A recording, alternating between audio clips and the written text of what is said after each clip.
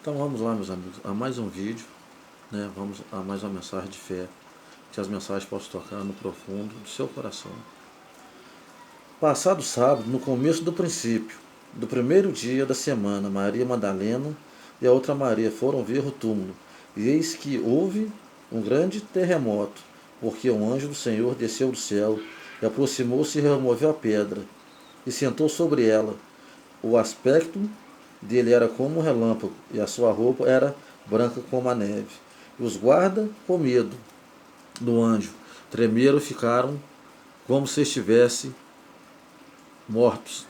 Mas o anjo, dirigindo-se à mulher, disse: Não tenhas medo, sei que vocês procuram Jesus, que foi crucificado. Ele não está aqui, ressuscitou, como vinha dito. Venha ver onde ele jazia.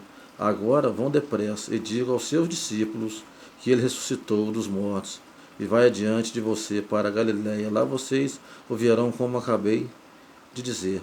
Essa passagem se encontra no capítulo Mateus, tá? No livro de Mateus, capítulo 28, versículos do 1º ao versículo 9. Então vamos lá.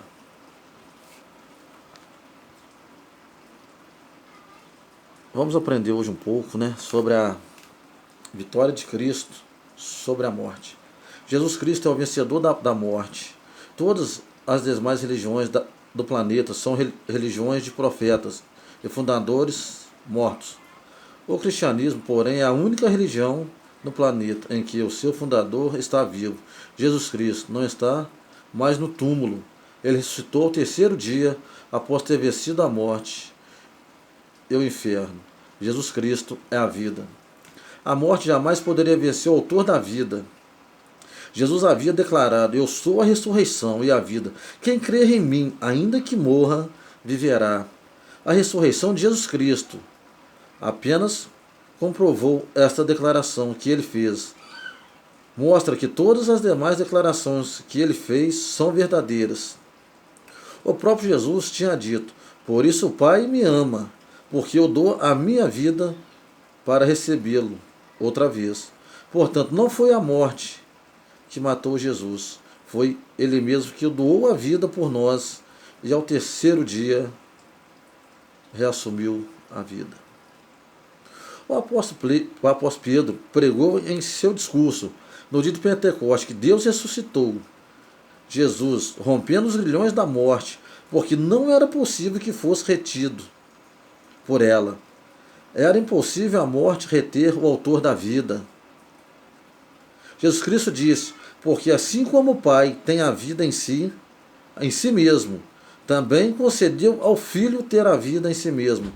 Paulo descreve a vitória de Cristo sobre a morte, dizendo: Tragada foi a morte pela vitória. Onde está, ó morte, a sua vitória?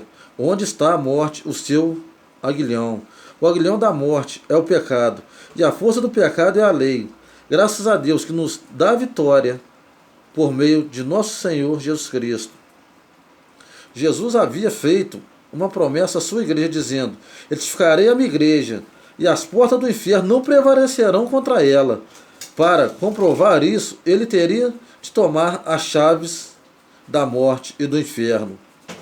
O Cristo ressuscitou e vencedor da morte e do inferno, disse a João: Não tenha medo, eu sou o primeiro e o último, aquele que vive. Estive morto, mas eis que estou vivo para todo sempre, e tendo as chaves da morte e do inferno. Quem manda nas portas da morte e do inferno não é mais o diabo, e sim Jesus Cristo.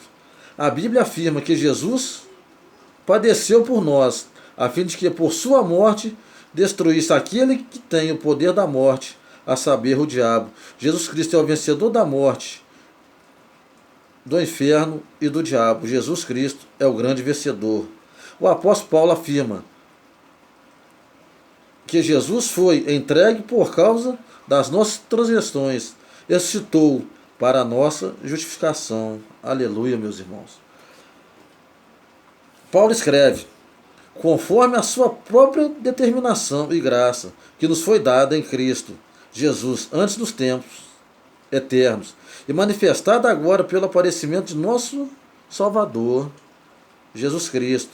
Ele não só destruiu a morte, como trouxe à luz a vida e a imortalidade, mediante o Evangelho. Jesus Cristo é o grande vencedor da morte, do inferno e de Satanás. Após ressuscitar vitorioso ao terceiro dia, Jesus proclama seu poder nos céus e na terra, dizendo: toda autoridade foi-me dada no céu e na terra.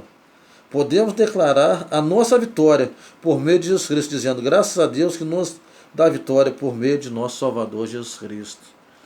Deixo mais essa mensagem, meus amados irmãos e amados amigos. Aquele que hoje, né, está na presença de Deus, e para também aquele também que não está, para que nós podemos alimentar do pão de cada dia, que é Jesus Cristo. Deixo aqui a paz de Cristo e a bênção de Deus a cada coração.